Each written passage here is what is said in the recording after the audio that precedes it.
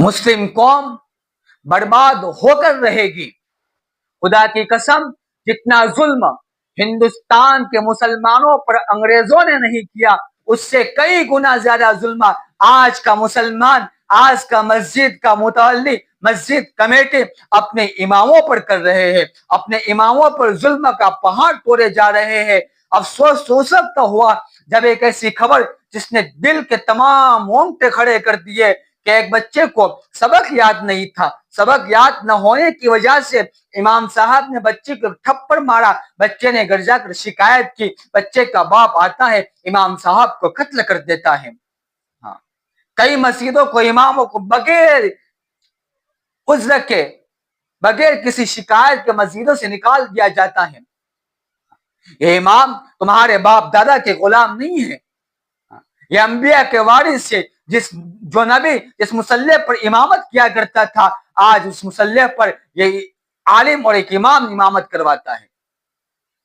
जो इमाम तुम्हारे बच्चे को कुरान हदीस की तालीम दे रहा हो, जो इमाम तुम्हें नमाजें पढ़ा रहा हो, जो इमाम तुम्हारे बेटे के निकाह पढ़ाता हो, जो इमाम तुम्हारे मुर्दों के जनाजे की नमाजें पढ़ाता हो, ऐसे इमाम के साथ आपका ये बर्ताव क्या अच्छी बात है? आपको शर्म नहीं आती? इमामों को तंग करते हो। आपकी जिम्मेदारी थी एक आलिम की आप खबरगिरी करते, एक इमाम की आप खबरगिरी करते, उसके दुख में आप साथ खड़े होते, उससे पूछते, उसकी तकलीफों के बारे में आप जायजा लेते। लेकिन बात तो दरकिनार, बात छोड़ा पूछने की, तो अगर इमाम किसी बड़े आदमी के साथ बैठने लग जाए तो आपकी चेमी गुइया शुरू हो जाती। इमाम अगर गाड़ी में घूमने लग जाए तो आपकी बातें बनती हैं, इस इमाम के पास इतना सारा पैसा आया कहां से?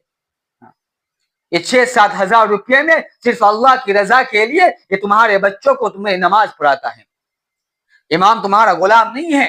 अगर तुम कामयाबियां चाहते हो तो अपने मस्जिद के इमामों की इज्जत करो, मदरसों में पढ़ाने वाले आलिम साहब की इज्जत करो, मुफ्तियों की इज्जत करो, उनके पीठ के पीछे उनकी बुराई मत करो, तब जाके कामयाब होंगे।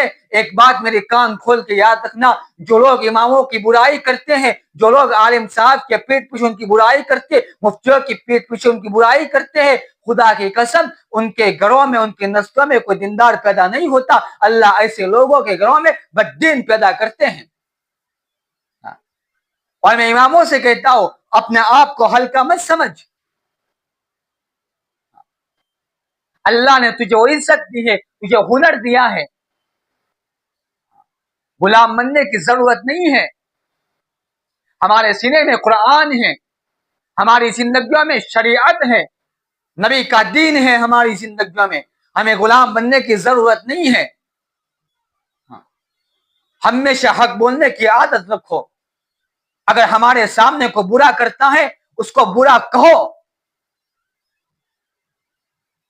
इस बात से मत डरो कि मस्जिद से निकाल देगा। अगर तुम्हारा रिस्क जिस मस्जिद में अल्लाह ने लिख रखा है, किसी के बाप में इतनी हिम्मत नहीं है तो आप उस मस्जिद से निकाले।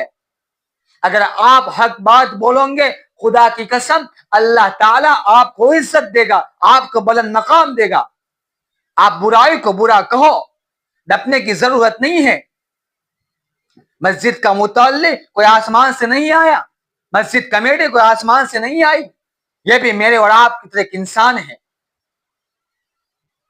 और मैं मस्जिद के मुतवल्लियों से भी कहना चाहता हूं कि इमामों पर जुल्म करना बंद कर दीजिए, उनकी इज्जत कीजिए, उनके दुख में साथ खड़े होइए, उनकी जरूरतों को पूछे। 1 महीने पहले एक इमाम साहब ने अपने आप की आत्महत्या कर दी, खुदकुशी कर ली। कर्ज से परेशान थे। कम तनख्वाह देकर तुम अपना रोब इमामों पर बिठाते हो। याद रखना, तुम्हारी बर्बादी करीब है। बर्बाद हो जाओगे, इमामों की इज्जत नहीं की।